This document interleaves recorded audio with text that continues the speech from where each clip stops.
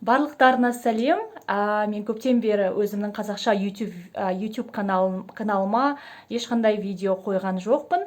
Менің жеке кеңестерім, бұл жалғасы. Ең бірінші мен сіздерге үйлеріңізде суды тазартатын дистиллятор қоюларыңызды сұраймын. Яғни біздің ішіп жатқан суымыз және біз ойлайтын фильтрлеріміз негізінен суды тазаламайды және көмектеспейді. Апокрифический трансерфинг деген кітапта Вадим Зеланд, яғни біздің ішіп жатқан суларымыз орысша айтқанда мертвая вода екен. Ал бізге пайдалы керек ішетін судың аты ол живая вода.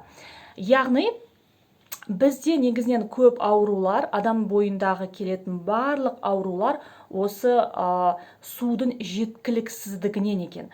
Біз ойлаймыз, егер шай, сок немесе басқа да сусындарды ішу арқылы біздің организміміз суды алады деп. Бірақ негізінен ол үлкен қателік екен. Біздің организміміз әртүрлі соктарды, шай, кофе, оны су деп санамайды. Ол үлкен жаңағы күш салып сол тамақтарды, сол напиток сусынды жаңағы сахарын, яғни қантын, барлық аналарын, бөліктерін пищеваривание жасайды екен. Оған өте үлкен энергия жұмсайды. Біз өзіміз шөлдемесек те суды көп ішу керек екенбіз. Өйткені біздің организміміз негізінен өмір сүруіміз тек сумен байланысты. Және әртүрлі жаңағы свободный радикалдар дейді ғой, әртүрлі жаңағы организмде керек емес, мысалы паразиттер және мысалы әртүрлі аурулар, рак, спид, оның барлығы да негізінен біздің жаңағы организмімізге қандай тамақ және қандай судың баруына байланысты екен. Біздің ішіп жатқан суларымыз негізінен таза емес. Және фильтрлер оған ешқандай көмегін көрсетпейді екен. Егер Вадим Зеландтың кітабын оқып өздеріңіз танысуларыңызға болады. Ол жерде живая пища және живая вода туралы айтады. Оның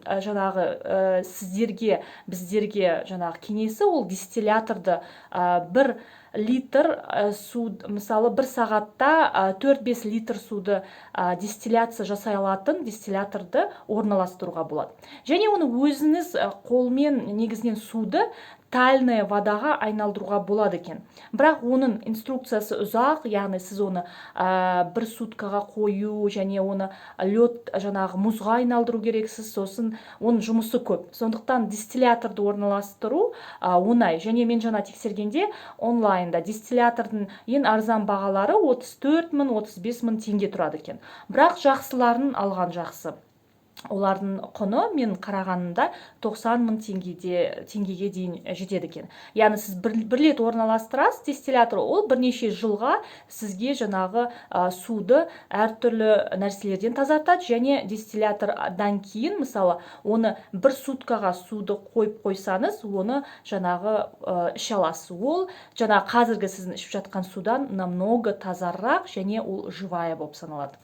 Егер де бұл туралы білгілеріңіз келсе, интернетте неше түрлі кітаптар осы судың қандай маңызды роль атқаратынын айтады.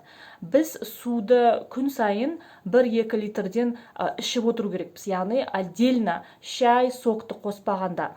Біздің организміміздің тазаруы әртүрлі нәрселерден осы сумен байланысты екен. Сондықтан суды көбірек ішіңіз. Екінші менің жаңағы қысқа кеңесім бұл психологиялық, яғни сіз егерде біреудің, бұл қалай айтуға болады, бұл менің спонтанный видео, егер біреудің намысына тиетіндей, немесе біреуді ренжітетіндей, біреуге сөздер айтпау. Яғни біздің аузымыздан шығып кететін кейбір сөздер біз біреуге критика беру арқылы негізінен оған пайдамызды келтірмейміз. Керісінше зиянымызды келтіреміз деп айтам. Критика немесе біреудің намысына тию, ол өте жаман техника. Даже тіпті Вадим Зеландтың өзінің жаңағы reality трансерфинг кітаптарында да айтылады. Яғни біз ешкімге жаңағы аузымыздан шығып кетпеуге тырысу керек. Өйткені біз білмейміз басқа адамның психологиялық ситуациясын, жағдайын. Мүмкін сіздің айтқан сөзіңіз, сіздің аузыңыздан шығып кеткен сөз басқа біреудің өмірін радикально өзгертуі мүмкін, немесе оның денсаулығына жаман әсер етуі мүмкін. Оның орнына керісінше пайдасы бар нәрсе ол позитивті комментария беру. Адамның жақсы жақтарын және оның жақсы жақтарын жаңағы детальды түрде айту, сол арқылы оған кәдімгідей психологиялық сыйлық берумен тең болады. Үшінші, мен қазір өзім жасап жатқан эксперимент 10 күндей болған шығар.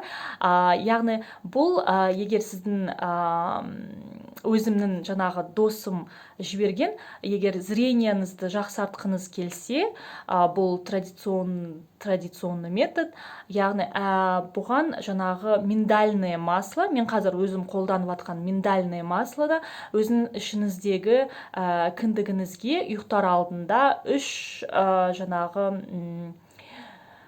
капляны тамғызып, массаж жасау. Бұл миндальное масло әрине бұл шаштың өсуіне және сіздің жаңағы кожаңызға өте жақсы ықпалын тигізеді. Және де бұл миндальное масло міндетті түрде 100% масло болу керек. Яғни для наружного использования. Бірақ менің жаңағы досым жерген жаңағы видеода, голосовой сообщениеда айтылған, яғни біздің кіндігімізде өте көп мыңдаған біз білмейтін, әлі ғылымда әлі дұрыстап тексермеген, бірақ бұл кіндігіміз арқылы біз көп нәрсені мысалы емдей алады екенбіз. Және оның ішінде зрение да бар екен. Бірақ зренияға тағы бір масланың түрі бар, соны мен жаңағы попробовать еткім келеді. Бірақ қазір миндальное маслоның пользасы өте көп екен. Иммунитетті жақсартады. Егер сізде диарея, ішіңіз ауыратын болса, өте жақсы пайдасы бар. Егер кожаңыз өте сухой болатын болса, көзіңіздің жанында, бетіңізде морщиналар көп болса, особенно сухость, и шашыңыз жақсы өспесе, жаңағы ресницаларыңыз, осы миндальный маслоның пайдасы зор екен.